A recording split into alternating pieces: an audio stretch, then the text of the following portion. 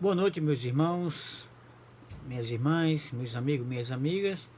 Eu sou o pastor João Pereira e sou pastor da Igreja Batista Regular Emanuel.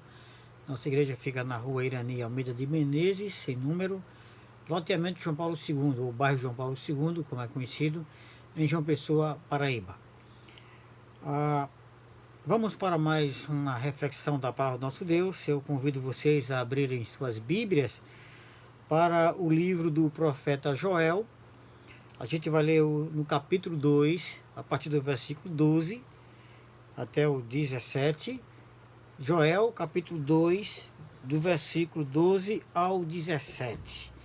Então vamos para a leitura da palavra do nosso Deus, que diz assim: Ainda assim, agora mesmo diz o Senhor, convertei-vos a mim de todo o vosso coração, e isso com jejuns, e com choro, e com pranto, e rasgai o vosso coração, e não as vossas vestes, e convertei-vos ao Senhor vosso Deus, porque Ele é misericordioso e compassivo, e tardio em irar-se, e grande em benignidade, e se arrepende do mal.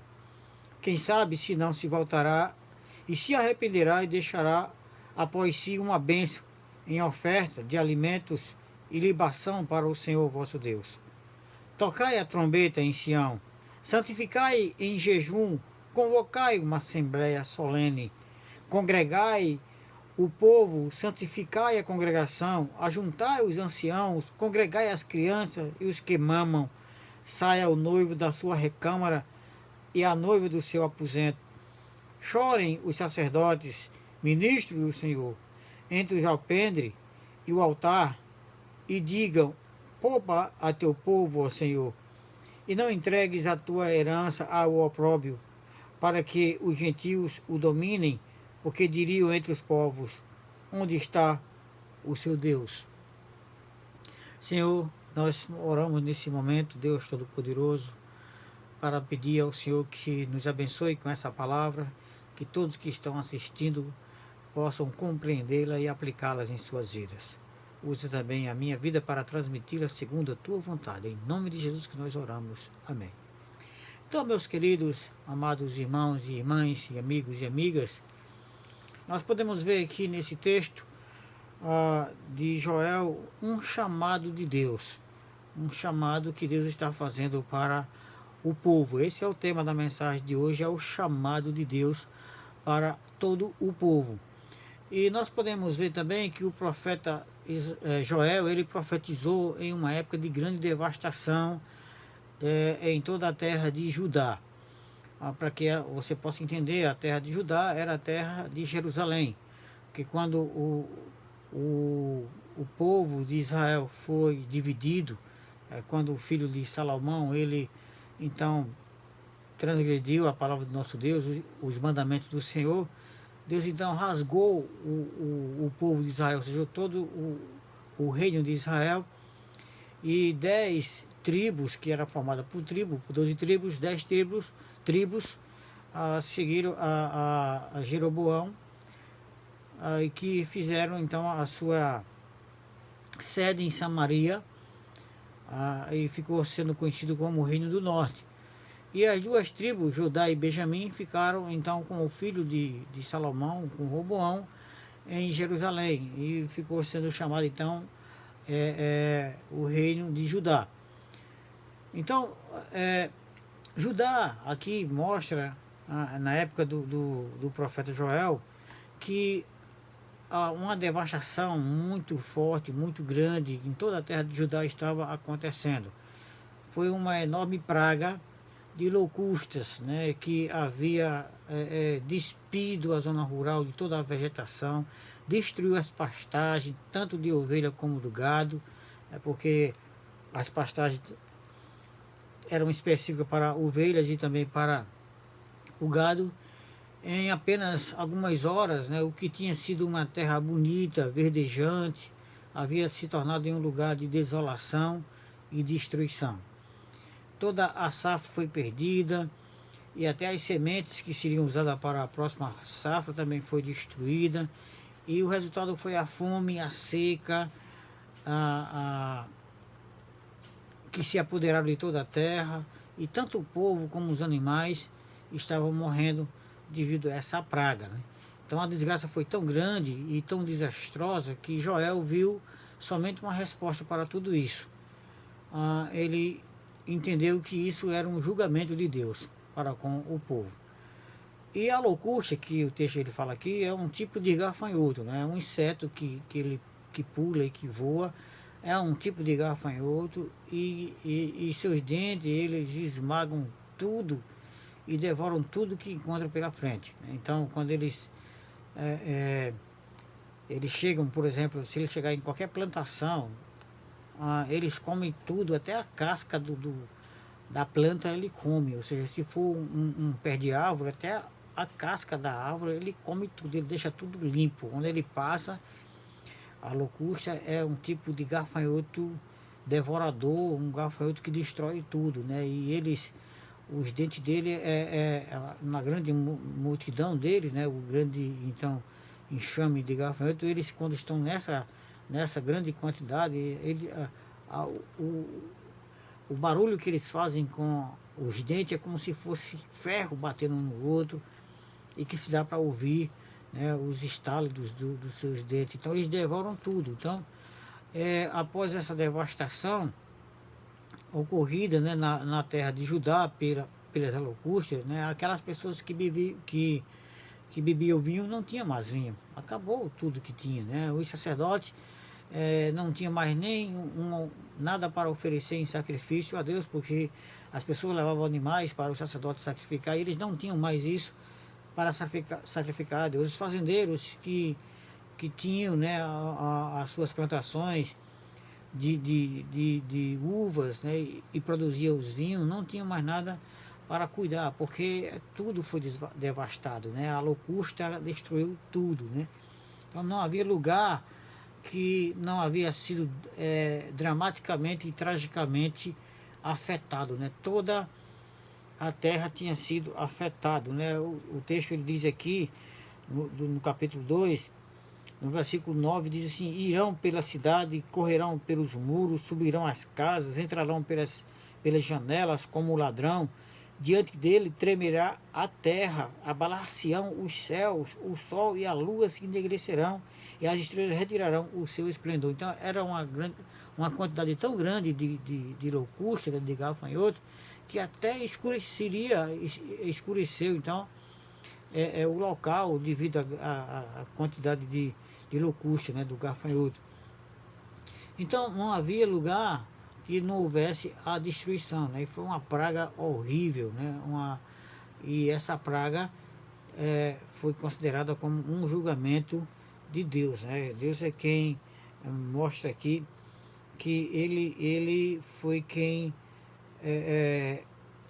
permitiu que essa praga assolasse, né, o povo, porque o povo estava afastado dos caminhos do Senhor, o povo tinha se distanciado de Deus.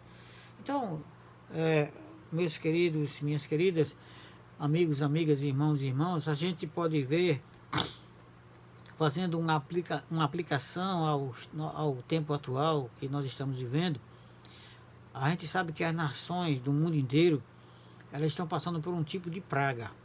Não uma praga de locusta, né, de gafanhoto, mas de um vírus que também, por onde ele passa, ele deixa destruição, desolação e morte. A gente sabe muito bem disso, que é triste, né, o que nós estamos vendo hoje nas nações por onde esse vírus está passando, né? O comércio está parado, a fome já é evidente em vários lugares e a morte, né, infelizmente, a morte é a notícia mais publicada, né, todo instante, né? A gente só vê notícia de que aumentou o número de mortos. Por quê? Porque essa praga, né, esse vírus está então provocando tudo isso no mundo inteiro. Então a notícia do momento é morte, né, esse vírus. E nesse texto que nós lemos, no todo o capítulo 2 de Joel, a gente vê aqui que Joel ele entendeu que tudo que ocorreu, né, no meio do povo de Judá foi devido a um esfriamento espiritual. Foi devido a um distanciamento do povo para com Deus. Então Deus permitiu que aquela praga ocorresse, né? Então, veja só que Deus não tem prazer. O versículo 25 diz assim: e restituir-vos os anos que comeu o gafanhoto, a locusta e o pulgão e a lagarta, o meu grande exército que enviei contra vós. Então, veja que o profeta ele está dizendo que foi Deus que permitiu que esse exército de gafanhoto, de locusta, de lagarta, ele então devastasse toda a terra de Judá. Então a gente pode entender, olhando para essa passagem aqui de Joel, que tudo que está acontecendo nesse mundo também é pela permissão de Deus. Nós podemos até dizer assim, né, que é um julgamento de Deus para com todas as nações da terra. É claro, como eu já havia falado, Deus ele não quer, não tem prazer no sofrimento de ninguém, nem na morte de ninguém, mas pelo contrário, ele deseja que todos sejam felizes, que todos vivam bem. Ele não tem prazer na morte do ímpio, mas antes que o ímpio se converta, que se salve. Então Deus ele quer o melhor para nós. Então Deus ele deseja afastar as pragas, né, os vírus, as enfermidades, porque Ele é quem controla tudo, né? Se Ele quiser, ele então, quando Deus quiser agir, Ele vai agir, Ele então vai afastar tudo isso. E Ele é quem manda a chuva no tempo certo, Ele é quem controla todas as coisas que nós precisamos, é Deus quem controla. Nós podemos ver aqui no versículo do 20 ao 23, que diz assim: mas removerei para longe de vós o exército do norte, e lançá-lo-ei em uma terra seca e deserta, à sua frente, para o mar oriental, e a sua retaguarda para o mar ocidental, e subirá o seu mau cheiro, e subirá a sua podridão, porque fez grande coisa. Ou seja, Deus está dizendo aqui que Ele é quem afasta tudo isso, é Ele quem destrói, quem remove das nações essas pragas que assolam as nações.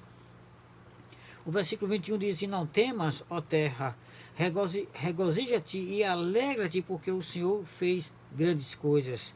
Não temais, animais do campo, porque os pastos do deserto reverdecerão, porque o alvoredo dará o seu fruto, e a vide e a figueira darão a sua força. E vós, filhos de Sião, regozijai-vos e alegrai-vos no Senhor vosso Deus, porque Ele vos dará em justa medida a chuva temporã, fará descer a chuva no primeiro mês, a temporã e a serôdia. Ou seja, veja que Deus está dizendo aqui que Ele é que controla tudo. Ou seja, mesmo que as pragas venham, mesmo que as coisas aconteçam, que coisas ruins aconteçam no meio do povo, no mundo inteiro, Deus ele restaura a terra. Ele refaz aquilo que o mal destruiu. E Ele manda, veja que a gente entende aqui que Ele é que controla tudo. Ele manda a chuva temporã e a serôdia, né? Que seja, a temporã é aquela chuva que Ele manda logo no início para preparar a terra. Ou seja, Ele manda a chuva temporã é aquela chuva no tempo certo, para que as pessoas que trabalham na agricultura elas preparem então o campo para o plantio, né? E eles então, após aquela chuva, eu também já trabalhei na agricultura, né? E eu nunca esqueço disso, né? Quando eu morava no interior com meus pais, e as nossas casas lá no interior era tudo dessas casas de telhas, né? De caibros de telhas. E quando chovia, que respingava na gente, então a gente escutava muito os barulhos da chuva nas telhas, e quando a gente via a chuva vindo de noite, eu acordava meus irmãos mais novos e dizia: olha, se preparem que na madrugada, lá nas primeiras horas da madrugada, nossos pais vão nos acordar para a gente plantar. E era certeza, né? Quando dava às 3h30 da madrugada para 4 horas, meu pai chegava lá nos quartos, a gente, bora, vamos levantando todo mundo, vamos plantar. E a gente saiu então para o campo, porque a chuva temporã havia chegado, regado toda a terra, preparado a terra para o plantio. Então a gente ia lá, um fazia lá os matumbos, né, as covas, né, e outros semeavam as sementes de feijão, de milho, para então a gente esperar os frutos, né? Então essa era a chuva temporã. E a chuva serôdia é aquela chuva que depois que a gente fazia a plantação, que passava alguns meses, e que já estava até perto da gente colher. Então Deus mandava essa outra chuva para preparar, para facilitar a nossa colheita, né? Então isso é maravilhoso. Deus controla todas as coisas, irmãos e irmãs, amigos e amigas. Nosso Deus é maravilhoso, Ele é que tem o controle de tudo. Por isso que Ele diz que Ele quer fazer o melhor para nós. Ele quer nos dar o melhor. Então, Ele afasta as pragas, Ele restaura tudo o que aconteceu. O mundo está vivendo aí, nós estamos perdendo muitas coisas, muitas pessoas estão perdendo até as suas empresas, né? Empresas estão falindo, nós estamos vendo aí empresas falindo, comerciantes falindo, pessoas perdendo emprego, pessoas entrando em desespero devido a essa praga chamada Covid-19, né, esse coronavírus que está então assolando as nações do mundo inteiro, né, e o Brasil, como sendo um país continental, vai sofrer muito. Então, meus irmãos, minhas irmãs, meus amigos, minhas amigas, Deus quer mudar essa coisa. Deus quer mudar esse quadro. E o que é que nós precisamos fazer? O que é que todas as pessoas precisam fazer para que Deus possa então trabalhar em favor de todas as nações? As pessoas têm que tomar atitudes. Então Deus, ele chama, ele faz um chamado para as pessoas de todas as nações, porque há muitas nações aí que de fato estão afastadas de Deus, indiferente com Deus, não querem saber da palavra de Deus. Então Deus chama então o povo aqui para que o povo entenda que é preciso tomar atitudes para Deus então agir em seu favor. E vamos ver então que atitudes são essas, o que as pessoas devem fazer para atender o chamado de Deus. Primeira coisa, se converter ao Senhor Jesus Cristo. Veja que no versículo 12, o texto diz assim: ainda assim, agora mesmo diz o Senhor, convertei-vos a mim de todo o vosso coração, isso com jejuns e com choro e com pranto. Então veja que o primeiro chamado de Deus aqui para as pessoas é a conversão, né? E o que é conversão? A conversão é mudar de direção, é mudar de pensamento, é dar meia volta. Isso é conversão. Por quê? Porque as pessoas têm andado em seus próprios caminhos, e esses caminhos têm os afastado de Deus. E a Bíblia mesmo diz que os caminhos do homem são caminhos que parecem perfeitos, né? Mas o final dele são caminhos de morte, né? Então, se eu não me engano, é Provérbios 12:6, né? Provérbios 12:6, ele fala isso, né? Que até o 16, versículo 25, diz assim: há um caminho que parece direito ao homem, mas o seu fim são os caminhos de morte. Provérbios 16:25. Então os homens acham que os caminhos que eles seguem por si próprios, não, quem manda na minha vida sou eu é quem controlo tudo na minha vida. Mas só que esses caminhos são caminhos de morte, são caminhos da escuridão, são caminhos que você não sabe aonde vai pisar, são caminhos escorregadios.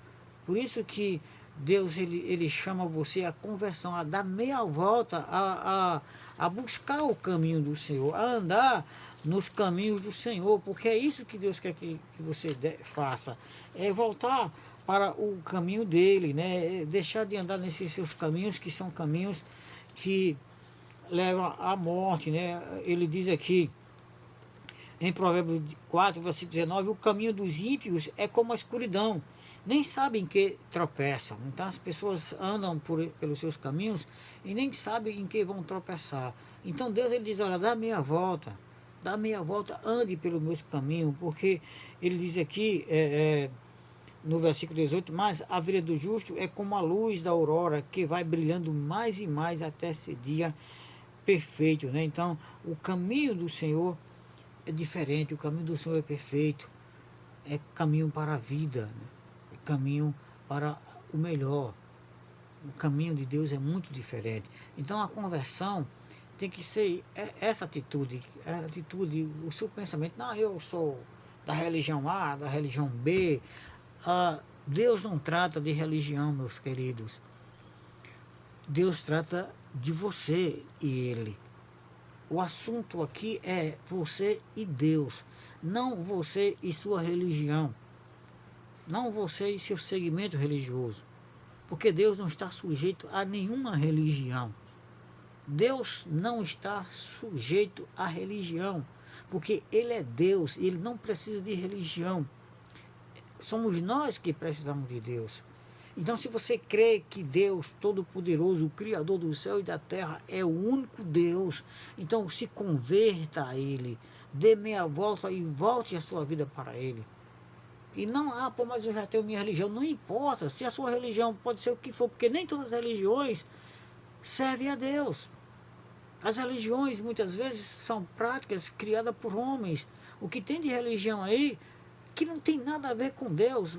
Eu vou dar um exemplo aqui, não gosto muito de falar assim, mas eu dou um exemplo. Tem algumas religiões aí, que se diz até evangélica, que vende feijão para a cura, ou seja, o homem diz que é um apóstolo de Cristo e que diz que tem um feijão que cura o Covid-19 até no estágio terminal, mas para você adquirir isso você tem que pagar. Então isso é religião? Isso é religião, mas é a religião do homem, porque a Bíblia não ensina isso. A Bíblia não diz que você tem que pagar para ser curado, tem que dar uma oferta, uma prova de fé em dinheiro para conquistar o favor de Deus. Porque Deus não precisa disso, Deus é o dono do ouro, da prata. Agora, esses falsos profetas ficam aí com mentira, criando essas religiões. Então, existem muitas religiões. A religião é isso, que cria coisas, impede as pessoas de chegarem a Deus. É como Jesus fala dos fariseus, que eles exigiam que as pessoas fizessem tanta coisa e impediam que as pessoas chegassem a Deus com as suas práticas, com as suas religiões. Então esqueça a religião. Você precisa é de Cristo, de Jesus Cristo, de voltar para Jesus Cristo, dar meia volta, voltar a sua vida para Jesus Cristo, porque Jesus é a vida, Jesus é o melhor caminho que você deve tomar. A conversão não pode ser também superficial. Por quê? Porque tem muita gente que vai para uma igreja evangélica, principalmente, após assistir uma mensagem, uma pregação da palavra de Deus, que o pregador, como nós que somos pastores, somos pregadores, nós temos que fazer o apelo. Porque a Bíblia diz que aqueles que creem não podem ser confundidos. Então a gente faz o apelo para que você testemunhe a sua decisão. Testemunhe que você está dando meia volta, que você está se convertendo. Então, mas tem gente que vai para a igreja, aí levantam a mão, que nós pedimos para levantar a mão, só para você se identificar. Mas não é esse ato de levantar a mão que vai te dar salvação, não.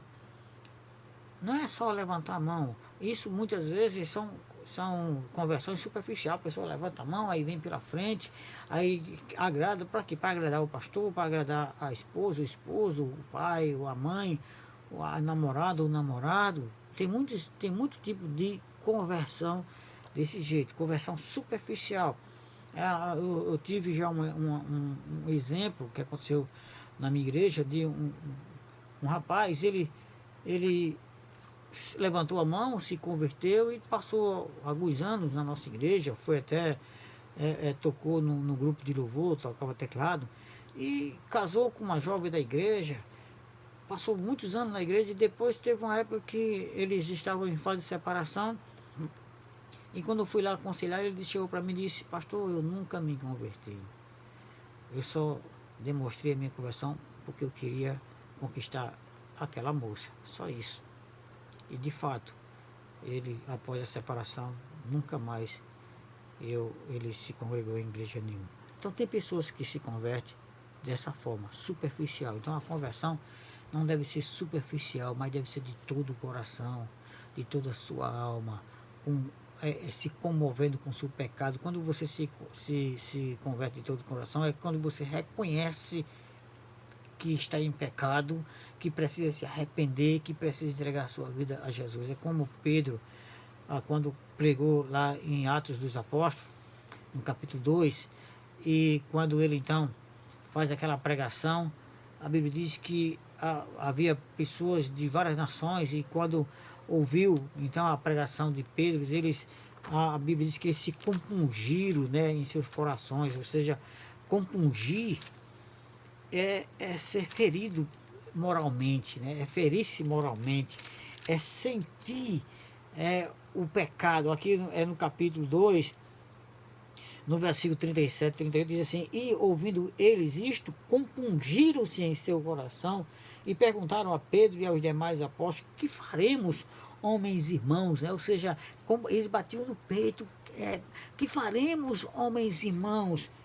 E disse-lhe Pedro: arrependei-vos e cada um de vós seja batizado em nome do Senhor Jesus Cristo para perdão dos pecados e recebereis o dom do Espírito Santo.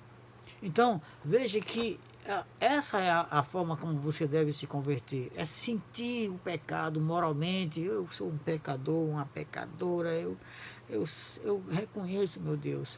Eu quero agora voltar. Eu quero sair dos meus caminhos pecaminosos e quero me voltar ao Senhor. Isso é ser convertido verdadeiramente. Não de maneira superficial. Você volta aqui para o texto de Joel, no capítulo 12, ele diz assim: ainda assim, agora mesmo diz o Senhor, convertei-vos a mim de todo o vosso coração, isto com jejuns e com choro e com pranto, né? Ou seja, você chora. Eu já vi muitas conversões que a pessoa vem para o Senhor Jesus Cristo chorando. Por quê? Porque ali é o mover do Espírito Santo. Aquela pessoa reconheceu o seu pecado e está sentindo aquilo ali, aquela alegria do Espírito Santo está lhe enchendo, e ele sentindo que Deus está lavando a sua vida, está purificando a sua vida, né?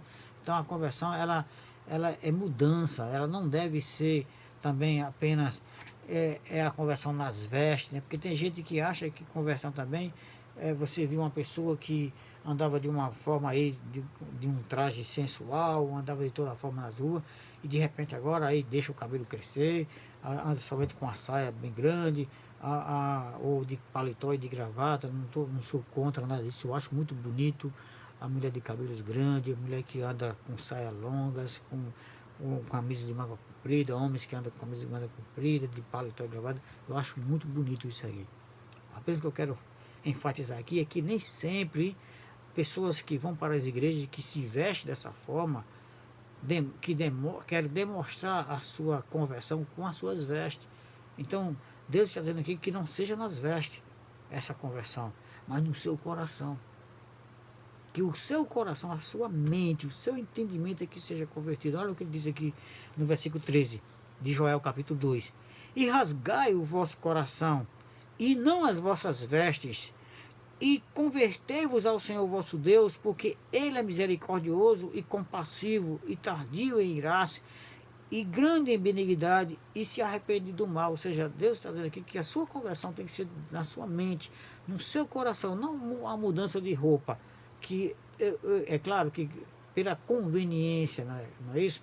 A gente sabe que se antes uma mulher andava de uma forma sensual, quando ela se converte, ela não vai fazer isso, que ela quer se apresentar da forma mais linda para Deus. É isso que eu acho bonito nas mulheres cristãs, é que ela se veste de uma forma que não é sensual, mas uma forma apresentável, que Deus aprova aquela maneira que ela se veste. Não para chamar a atenção de homens, mas para que Deus veja o seu coração.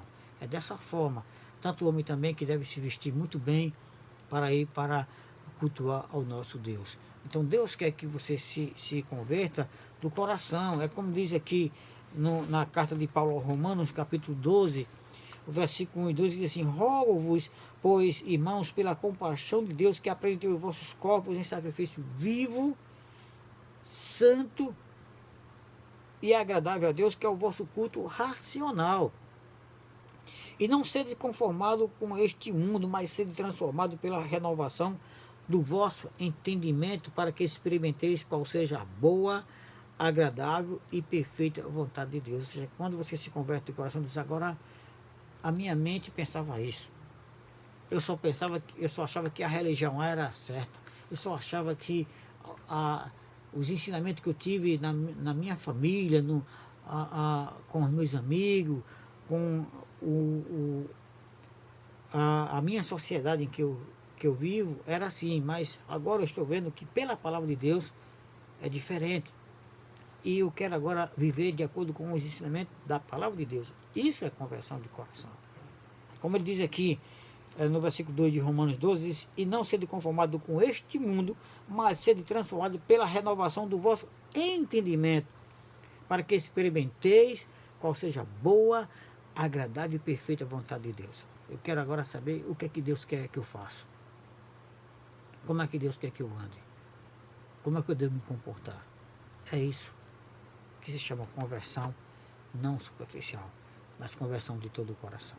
Então esse é o primeiro chamado que Deus faz para você, meu querido amigo, minha amiga. E você que está afastado dos caminhos do Senhor, que deixou a igreja do Senhor.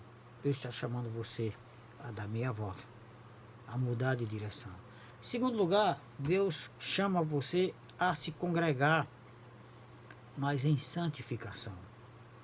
Versículo 16, voltando para o livro de Joel, diz assim, no capítulo 2, congregai o povo, santificai a congregação.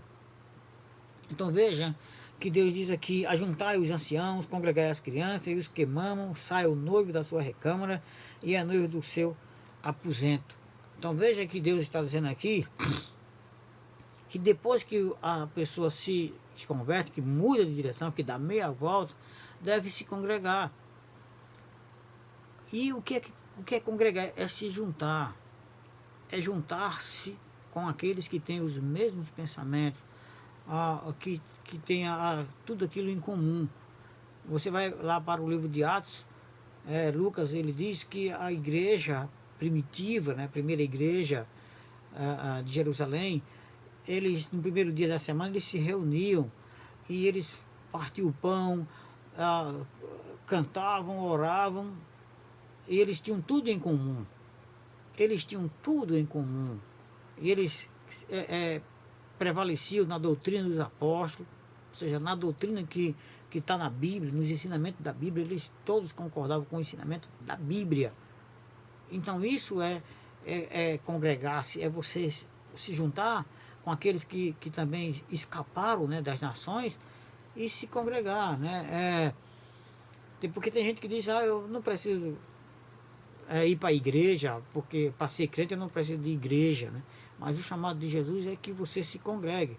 Você vem aqui para o livro de Isaías, no capítulo 45 de Isaías, a partir do versículo 20, ele diz assim, congregai-vos e vinde, chegai-vos juntos os que escapaste das nações.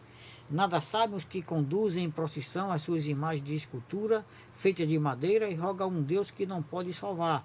Anunciai e chegai-vos e tomai conselho todos juntos. Quem fez ouvir isto desde a antiguidade? Quem desde então o anunciou? Porventura não sou eu o Senhor? Pois não há outro Deus senão eu. Deus justo e salvador não há além de mim. Olhai para mim e sereis salvos, vós, todos os termos da terra, porque eu sou Deus e não há outro. Então veja que nesse texto aqui de Isaías, Deus está dizendo que a gente tem que se congregar, os que escaparam das nações. Inclusive até ele cita aqui um ritual, ele diz aqui que nada sabe. Eu vejo que ele diz aqui no versículo 20 de Isaías 45, preste bem atenção, se você tem Bíblia, pode pegar sua Bíblia aí na sua casa e acompanha aqui, Isaías 45, versículo 20, diz, congregai-vos e vinde, e chegai-vos juntos que escapaste das nações. Aí olha o que ele diz, nada sabem os que conduzem em procissão as suas imagens de escultura feitas de madeira e rogam a Deus que não pode salvar. Tradição religiosa. Aí vem a religião. Por isso que Deus está dizendo, religião, essas coisas de religião, nada sabem essas pessoas que conduzem nas suas procissões essas imagens de escultura e rogam a Deus que não pode salvar.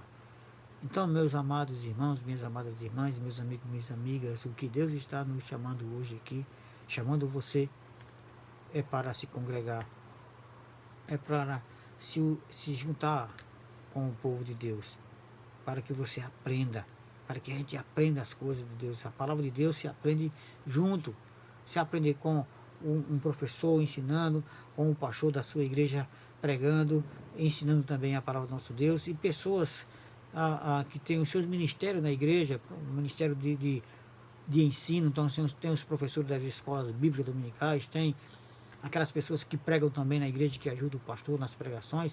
Então isso nos ensina, isso nos faz com que a gente possa aprender a palavra do nosso Deus. Em Hebreus capítulo 10, um texto bem conhecido para aqueles que conhecem a palavra de Deus, a partir do versículo 20, ele diz assim, 22 aliás, ele diz assim, cheguemos-nos, Hebreus 10, versículo 22, cheguemos-nos com verdadeiro coração, em inteira certeza de fé, ou seja, você tem que realmente estar convertido para se congregar. Por isso que só quem se congrega mesmo é quem tem fé, quem crê na palavra de Deus, porque a Bíblia diz assim, cheguemos-nos, olha o que ele está dizendo aqui no plural, cheguemos-nos com verdadeiro coração, em inteira certeza de fé, tendo os corações purificados da má consciência e o corpo lavado com água limpa. Retenhamos firmes a confissão da nossa esperança, porque fiel é o que prometeu. E consideremos-nos uns aos outros para nos estimularmos ao amor e às boas obras. Então veja que Deus está dizendo, nós temos que considerar uns aos outros para que cada um estimule o seu irmão para as boas obras. Aí ele diz aqui no versículo 25, não deixando a nossa congregação, como é costume de alguns, antes admoestando-nos uns aos outros, e tanto mais quando vedes que vai se aproximando aquele dia. Então veja que a palavra de Deus diz que nós devemos nos congregar, diz que você deve se congregar, não pode se afastar da sua congregação, não deixe a sua igreja, meu amado, minha amada, meu irmão, minha irmã, se congregue, nunca deixe o grupo em que você tem comunhão com ele, a sua igreja, por motivo algum. Alguns, é claro, né, precisam se mudar de bairro, mudar de cidade, e até preferem muitas vezes uma igreja próxima de sua residência, mas que seja a igreja de fato de Cristo. Então Deus chama todas as pessoas à congregação. Ele não apenas diz somente o esposo, porque tem esposo que já chegou para mim, algumas mulheres disseram, pastor, eu queria tanto que meu marido se convertesse, porque a vida que ele leva é uma vida desregrada, né? Eu perguntei à senhora, eu não preciso, precisa. Olha o que a Bíblia diz aqui no versículo 16, congregai o povo, santificai a congregação, ajuntai os anciãos, as pessoas idosas, né? As pessoas maduras, congregai as crianças, e os que mamam, até as criancinhas têm que ser levadas para a igreja, saia o noivo da sua recâmara e a noiva do seu aposento, ou seja, todas as pessoas estão aí convocadas para se congregar no meio do povo de Deus. Esse é o chamado que Deus faz para você. Diante dessas aflições que o mundo está passando, Deus está chamando as pessoas para duas atitudes. A conversão, que é dar meia volta, é se voltar para Deus, o único que pode salvar, porque Ele é Deus e não há outro, é Ele que controla todas as coisas. E o segundo chamado dele é a congregação, é você se congregar, é você procurar um grupo que de fato crê no Senhor Jesus Cristo como único e suficiente Salvador. Procure uma igreja que o centro dela seja Jesus, o centro das atenções dessa igreja seja Cristo, não o homem, porque a gente sabe que tem muitas igrejas aí que o centro é o homem. É o homem que não, porque eu sou, porque eu determino, porque eu faço. Olha, meu amado, minha amada, quem determina as coisas são Deus, não o homem. Eu não determino nada, nem em nome de Deus eu não determino. Eu peço em oração que Ele tenha misericórdia e que Ele haja em favor daqueles para quem a gente ora. Mas eu nunca tenho essa altura de determinar. Então, procure uma igreja que o centro dela seja Cristo e não o homem. Porque você vai para uma igreja hoje, muitas vezes as pessoas só falam do eu, e as pregações é para agradar as pessoas. Porque, irmão, eu tenho uma bênção para te dizer que Deus está... Olha, culto não é só isso não, meu amado, minha amada. Culto é ouvir a palavra de Deus, aquilo que Deus tem para que a gente deve ouvir. Não aquilo que eu quero que as pessoas escutem, mas aquilo que Deus quer que a gente escute. Então procura uma igreja que o centro não seja o homem, mas Cristo. Procura uma igreja que a Bíblia é a única regra de fé e prática, que é a autoridade suprema na igreja. Não há ensinamento humano, mas que a Bíblia seja. Ou seja, se você estiver em alguma congregação, alguma igreja, e que o que estão fazendo lá não está na Bíblia, não confere com a Bíblia, saia fora, caia fora dessa igreja. Eu, quando eu me converti após a leitura da Bíblia. Então, depois que eu li a Bíblia, eu disse, agora eu vou procurar uma igreja que esteja dentro dessas práticas da Bíblia.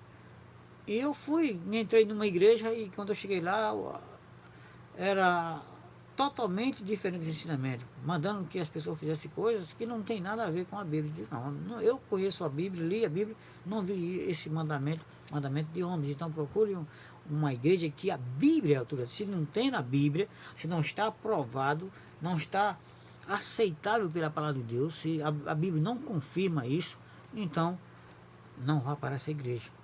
Não vá, saia dessa igreja. Só um exemplo. Procure na Bíblia de Gênesis e Apocalipse alguma recomendação de se fazer com uma fogueira santa. De tomar um copo d'água depois que coloca na frente de uma televisão. De você dizer que vai subir no monte ou vai trazer água lá do Jordão, que aquela água você vai fazer milagre com ela. Onde é que está isso na Bíblia? Não está em lugar nenhum. Então saia dessas igrejas que são ensinamentos de homens, que a Bíblia não é a razão. Essa Bíblia ela é usada apenas para disfarçar que aquela igreja é uma igreja que segue a Bíblia, mas ela só usa para atrair as pessoas, que as pessoas vão achar, mas eles usam a Bíblia. Mas eles não usam, eles abrem a Bíblia e distorcem completamente a palavra de Deus. Procura uma igreja que adore ao Senhor Jesus Cristo em espírito e em verdade, porque Jesus mesmo disse que os verdadeiros adoradores o adorarão em Pai em espírito e em verdade, e é esses adoradores que o Pai procura. Por quê? Porque tem muitas igrejas que a adoração é carnal, ou se podemos chamar de adoração, é dança, é pulo, é rodopio, é tanta coisa, tanto barulho, que como se fosse tudo para agradar a Deus, como Deus diz lá em Amós, eu não suporto mais o estrépito dos teus cânticos, ou seja, muito barulho, não se escuta a palavra. Quando um pregador começa a falar, começa a pregar a palavra, aí vem grito de um lado, grito do outro, aí você não consegue entender por quê, porque estão atrapalhando a mensagem. E pula de um lado, grita do outro, dança, né? Tem igreja que é só mais dança, apresentação de dança, apresentação disso, daquilo. Ora, irmãos, irmãs, amigas, lá no Evangelho de João, Jesus diz que os verdadeiros adoradores adorarão o Pai em espírito e em verdade. E são esses adoradores que o Pai procura. Não os carnais. A carne não adora. É o Espírito Santo que está dentro de você. E a sua alma lavada pelo Espírito Santo e fortalecida que vai, então, sendo constrangida pelo Espírito Santo para louvar o Senhor de forma reverente. É isso que Deus quer que você faça. Então, procure uma igreja que tenha doutrina bíblica, que todos os ensinamentos estejam dentro da Bíblia e não ensinamentos de homem. Então, quando você se converter e se congregar, aí as coisas vão começar a mudar na sua vida. Pode ter certeza disso. Deus vai afastar o mal de sua vida e de sua família. Aqui no versículo 20, ele diz: mas removerei para longe de vós o exército do norte, e lançá-lo-ei em uma terra seca e deserta, a sua frente para o mar oriental e a sua retaguarda para o mar ocidental. E subirá o seu mau cheiro e subirá a sua podridão, porque fez grande coisa. Deus vai afastar tudo isso da sua vida. Deus tira a vergonha e vai trazer de volta a alegria, porque até crítica muitas vezes: cadê Deus? Né? Cadê o Deus de vocês que não vê isso? Quando você se converter, quando você se congregar ao Senhor e buscar ao Senhor através de suas orações, através do seu louvor exclusivamente a Deus, então Deus vai te abençoar, vai tirar a vergonha, porque aqui no versículo 17 diz assim: chore os sacerdotes, ministros do Senhor, entre o alpendre e o altar, e digam: poupa a teu povo, ó Senhor, e não entregues a tua herança ao opróbrio, ou seja, a vergonha, a desonra, para que os gentios o dominem, porque diriam entre os povos: onde está o teu Deus?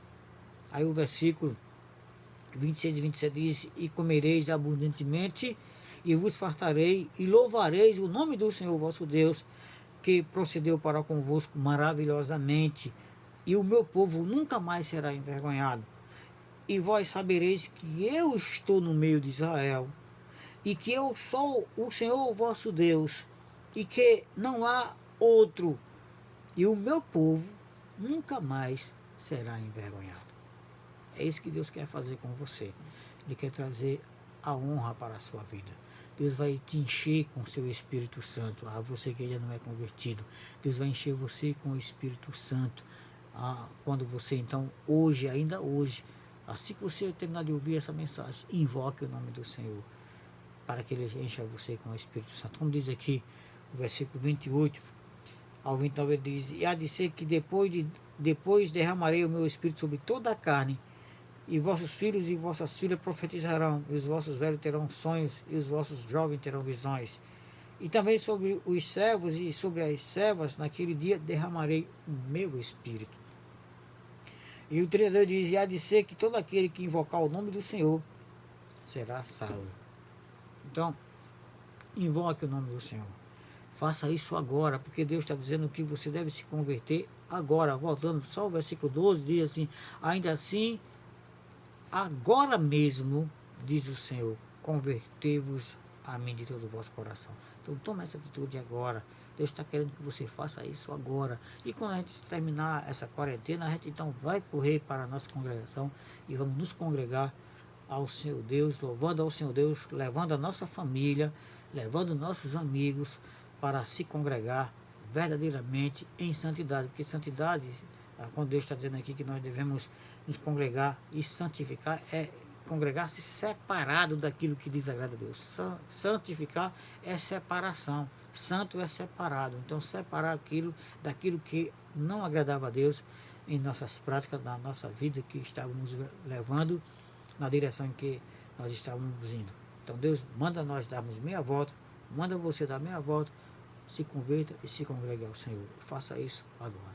Que Deus abençoe a você e a sua família. É em nome de Jesus que eu agradeço a Deus por tudo. Senhor, muito obrigado pela palavra e abençoa todos que assistiram esse vídeo. Salva aqueles que ainda não te conhecem, que ainda não são crentes.